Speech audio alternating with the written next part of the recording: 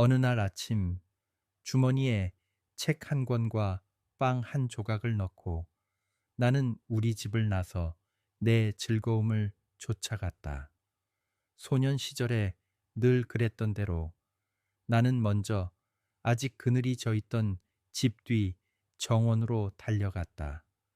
아버지가 심었고 내가 아주 어리고 막대기처럼 가늘던 때 보았던 전나무들은 키 크고 튼튼하게 서 있었다.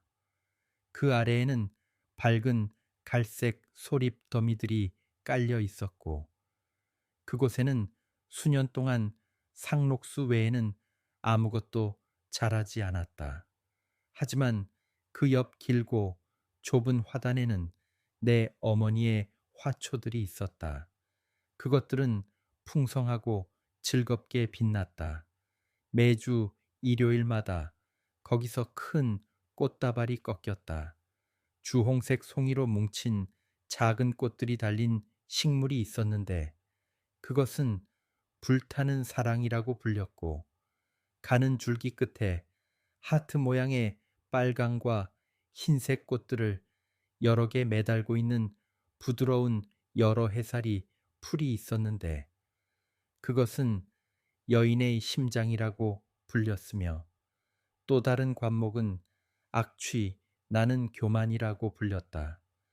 가까운 곳에는 줄기가 높은 곽꽃이 서 있었지만 아직 꽃이 피지는 않은 상태였다. 그리고 그 사이로는 부드러운 가시가 있는 기름진 돌나물과 귀여운 쇠비름이 땅을 기고 있었다. 이 길고 좁은 화단은 우리가 가장 좋아하는 곳이자 꿈의 정원이었는데 그곳에는 온갖 진기한 꽃들이 함께 자라고 있었고 그 꽃들은 양쪽에 있는 둥근 화단의 어떤 장미보다도 우리에게 더욱 신기하고 소중하게 느껴졌기 때문이다. 이곳에 해가 비쳐 담쟁이 덩굴 벽에 빛나고 있을 때면 모든 여러 해살이 풀이 저마다 독특한 모습과 아름다움을 지녔다. 글라디올러스는 선명한 색을 뽐내며 화사하게 자랑했고 헬리오트로프는 푸른 빛을 띠며 마법에 걸린 듯 슬픈 향기에 흠뻑 젖어 서 있었다. 비름은 고개를 숙인 채 시들듯 늘어져 있었지만 밭꽃은 마치 발끝으로 서듯 자세를 세우고 내 겹으로 된 여름종을 울리는 듯 했다. 황금사리와 푸른 플록스, 주변에는 벌들이 시끄럽게 떼지어 날았고 울창한 담쟁이 덩굴 위로는 작은 갈색 거미들이 아주 분주하게 이리저리 뛰어다녔다. 제비꽃, 위로는 통통한 몸집에 유리 같은 날개를 가진 빠르고 변덕스럽게 훌쩍이는 나비들이 허공에서 팔랑거렸는데 그것을 박각시나방 또는 비둘기 꼬리나방이라고 불렀다. 내 휴일의 즐거움 속에서 나는 꽃들 사이를 오가며 여기저기 향기로운 꽃 냄새를 맡거나 조심스러운 손가락으로 꽃잎을 벌려 안을 들여다보고 신비로운 창백한 시면과 맥과 암술, 부드러운 털이 난 실들, 수정 같은 수로의 고요한 질서를 관찰했다. 나는 그동안 구름 낀 아침 하늘을 살펴보았다. 그 하늘에는 가는 줄기처럼 뻗은 안개, 가닥들과 솜털처럼 뭉실뭉실한 작은 구름들이 이상하게 뒤죽박죽 뒤엉켜 있었다. 나는 놀라움과 고요한 불안을 느끼며 나의 소년 시절 즐거움이 깃든 익숙한 구역을 둘러보았다. 작은 정원, 꽃으로 장식된 알타네, 그리고 이끼 낀 초록색 돌바닥이 있는 축축하고 햇빛 없는 마당은 나를 바라보았고 예전과는 다른 얼굴을 하고 있었다.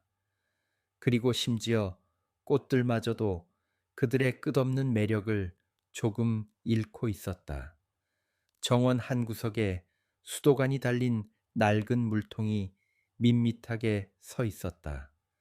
나는 거기서 예전에 아버지 속을 썩이면서 반나절씩이나 물을 틀어놓고 나무 물레방아를 끼워 돌렸다. 나는 그 물길에 댐을 쌓고 수로를 팠으며 큰 물 난리를 벌이기도 했다. 낡고 풍화한 물통은 나에게 오랫동안 아끼는 대상이자 심심풀이 상대였었다. 그것을 바라보는 사이 그 시절 어린 시절의 기쁨이 희미하게나마 다시 떠올라 마음속에 스쳤지만 그 느낌은 쓸쓸하기만 했고 이 물통은 더 이상 샘물도 시냇물도 나이아가라 폭포도 아니었다. 생각에 잠겨 울타리를 넘어갔는데 파란 맥꽃 한 송이가 내 얼굴을 스쳤고 나는 그것을 꺾어 입에 넣었다.